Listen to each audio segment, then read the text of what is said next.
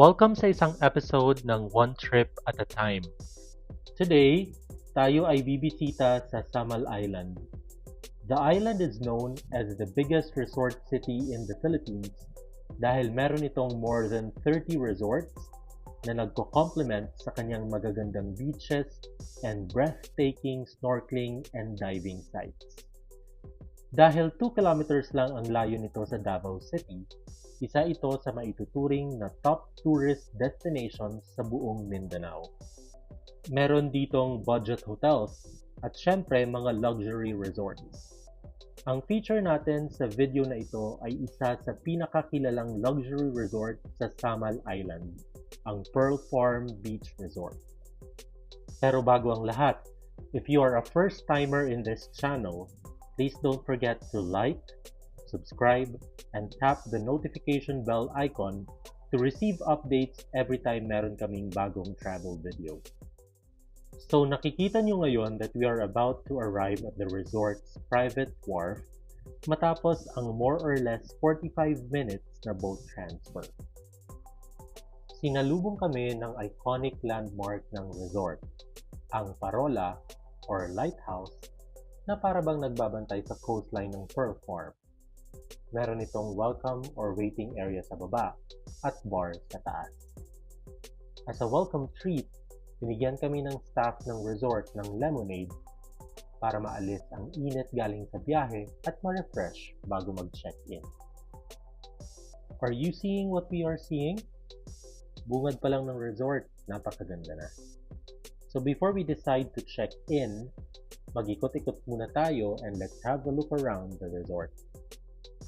On the right side, makakakita tayo ng shallow portion ng dagat kung saan malinaw ang tubig at marami tayong makikitang isda. A few steps after, makikita naman natin ang Maranao Infinity Pool.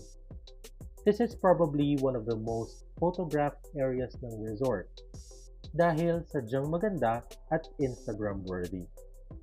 Sa paligid nito may mga nakaset up na beach huts and sun loungers at provided din dito ang pool towels. It's perfect for chill-out sessions and for killing time. Ang Maranao Infinity Pool ay bukas every day from 7 a.m. hanggang 9 p.m.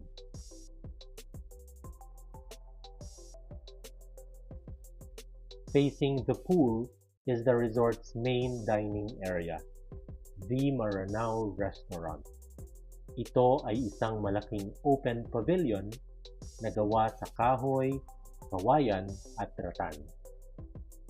Prominent sa design ng restaurant ang motifs galing sa Maranao architecture tulad ng panolong at okir carving.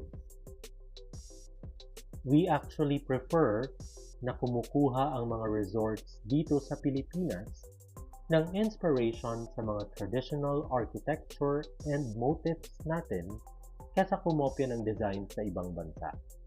Kitang-kita naman na kayang makipagsabayan sa ganda at aesthetics ang mga Filipino-themed resorts.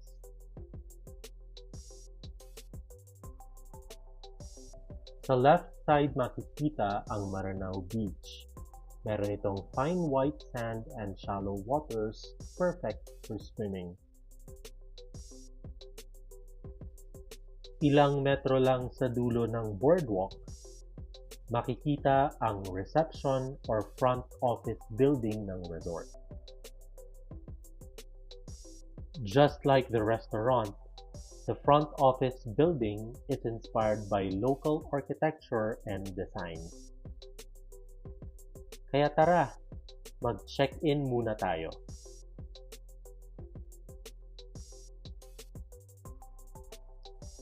After checking in, sinundo kami ng cart para ihatid sa aming Hilltop Balay room.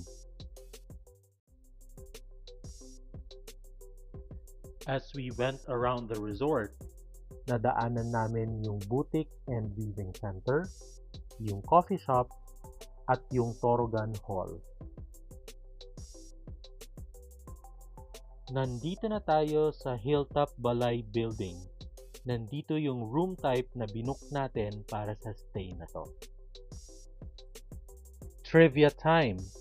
Ang Samal na pangalan ay galing sa mga salitang sama at malibasa. Ang Sama ay ang tawag sa unang indigenous tribe na nanirahan sa isla. Ang malibasa naman ay isang local word na ibig sabihin ay lugar kung saan ang mga marangal na tao ay naninirahan ng mapayapa at may pagkakaisa. Samantala, pinangalanang Pearl Farm ang resort dahil literal na isang dating aquaculture farm at cultivation site ng pearls ang lugar. Ang binook namin na room type ay ang Hilltop room. Sa labas ng room makikita ang isang malaking common balcony at sitting area. This is a good spot to view the sea and the lush vegetation around the resort.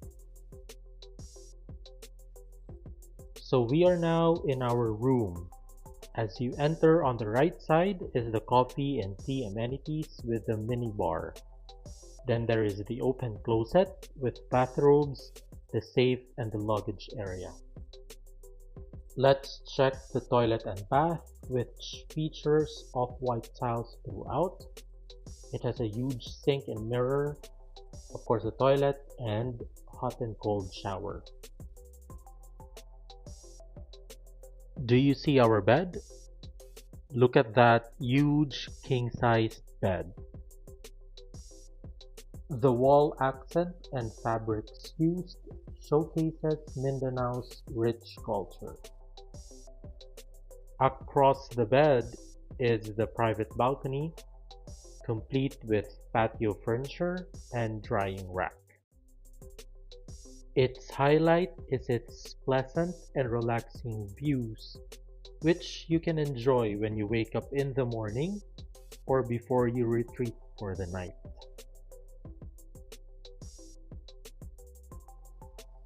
We are now back outside to explore the rest of the resort.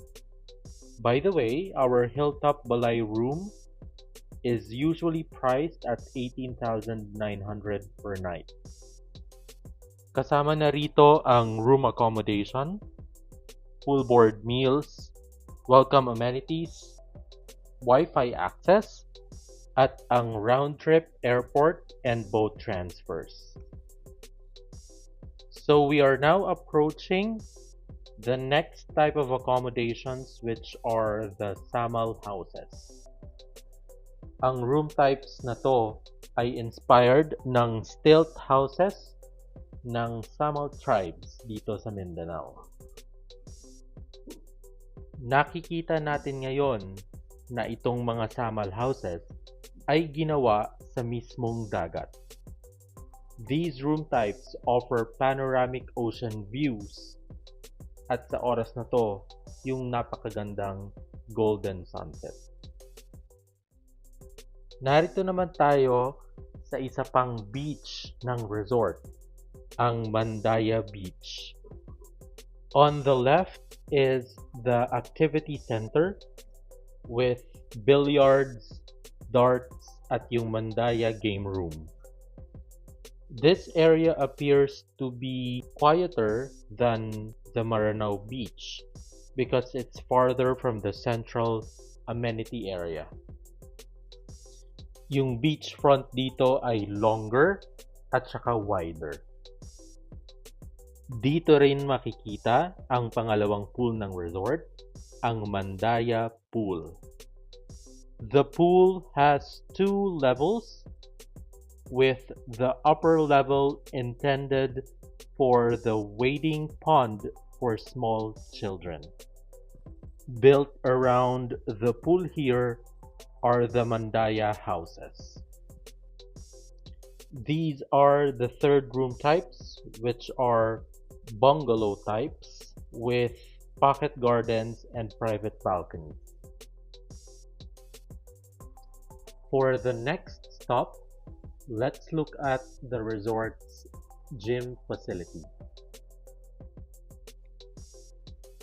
In the first room to the left, makikita natin ang boxing punching bag, mga exercise balls, and of course, non-slip gym mat. And what's good about this room is that you'll get a nice view of the wharf while exercising. Punta naman tayo sa second room to the right and tingnan natin ano yung mga equipment na makikita doon. So this room contains the weights training area at yung cardio machines. So you have the cross trainer, studio bike, at treadmill. Meron ding multi-press machine at saka pull down. Drinking water, towels, and yoga mats are provided for the guests. So we are now back at the Maranao restaurant. We are just waiting for our first meal, which will be a buffet dinner. So as mentioned, the booking is inclusive of full board meals, which means all the meals from breakfast, lunch, and dinner is included, and everything will be on buffet setup.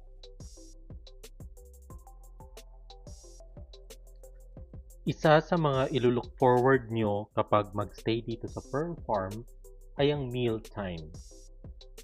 There is a wide selection of food that changes every meal period. Masasarap ang pagkain at talagang mabubusog kayo sa bakasyon. Then, there is the Parola Tapas Bar, strategically located sa second floor ng Parola. It's a good vantage point to enjoy 360-degree views of Pearl Farm Resort.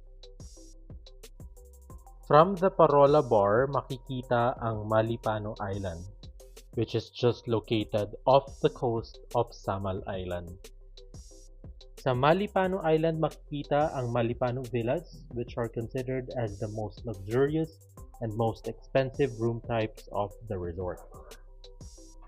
Makikita rin sa Parola ang Samal Suites, which are two-story suites with private stairs leading down to the beach. The Parola Bar serves tapas, which are small Spanish savory dishes, and cocktail drinks. In the late afternoon, the bar has its happy hour with drinks at half the price. Habang umiinom ng sunset cocktails, you get to see the sun cast its last light for the day. And as the shadows deepen, a special kind of magic emerges as the resort turns into a very romantic place.